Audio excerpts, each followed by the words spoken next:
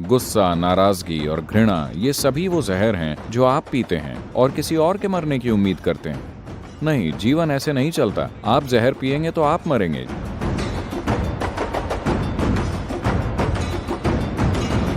Sir, जब कोई हमारे साथ कुछ गलत करता है या कोई गलत व्यवहार करता है तो हमारे मन में दुश्मनी और नाराजगी होती है। अरे, हमें मुकदमा दायर करना चाहिए।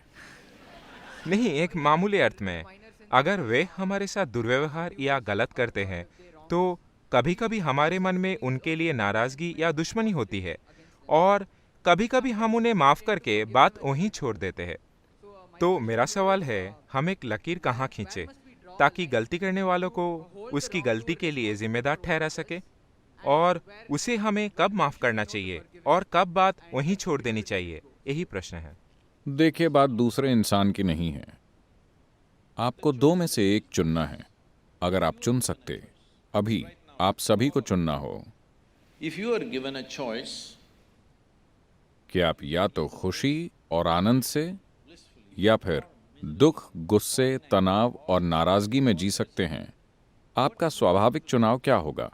आप चुन लीजिए, मैं आशीर्वाद देने वाला हूं। what is your natural choice? आनंद, है ना? क्योंकि हर इंसान अपने लिए सबसे ऊंचा सुख तलाश रहा है। आप इसे खुशी या आनंद कह सकते हैं, ये बस शब्द हैं। मुख्य रूप से हम अपने लिए सबसे ऊंचा सुख चाहते हैं। अगर आपका शरीर अच्छा महसूस करता है तो इसे सेहत कहते हैं। अगर वो बहुत बहुत अच्छा महसूस करता है तो उसे सुख कहते हैं। अगर आपका मन सुखद हो जाए तो इसे शांति कहते हैं।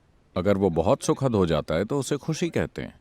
अगर आपकी भावनाएं मधुर हो जाएं तो इसे प्यार कहते हैं। अगर वो बहुत मधुर हो जाएं तो इसे करुणा कहते हैं। अगर आपकी जीवन ऊर्जाएं ही सुखद हो जाएं तो इसे आनंद कहते हैं। अगर वो बहुत सुखद हो जाएं तो इसे परमानंद कहते हैं। और अगर आसपास का माहौल सुखद हो जाए तो हम इसे सफलता कहते हैं। सिर्फ आसपास का माहौल सुखद बनाने के लिए आपको इन सभी लोगों का सहयोग चाहिए, क्योंकि बाहरी स्थिति बनाने में कई ताकतें शामिल होती हैं। सभी को आप जानते भी नहीं। आप समझे?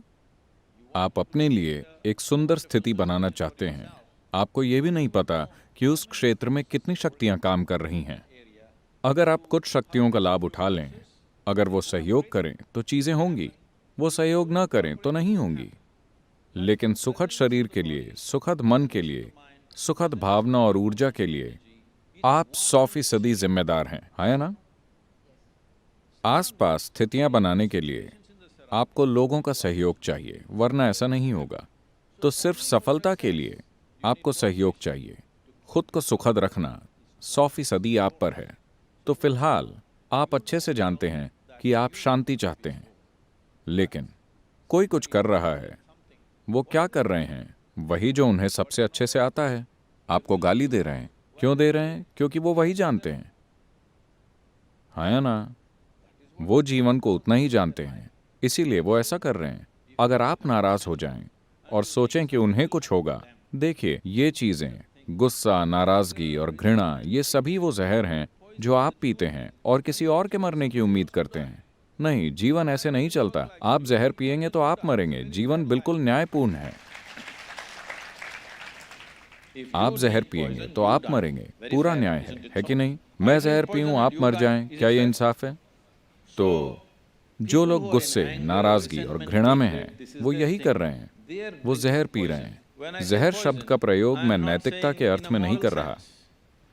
आज पर्याप्त मेडिकल प्रमाण मौजूद है कि आपके खून की जांच से बताया जा सकता है कि 5 मिनट आप अभी खून की जांच करें और 5 मिनट जबरदस्त गुस्सा करें, फिर खून की जांच करें। आप देखेंगे आप में असल में रासायनिक जहर है।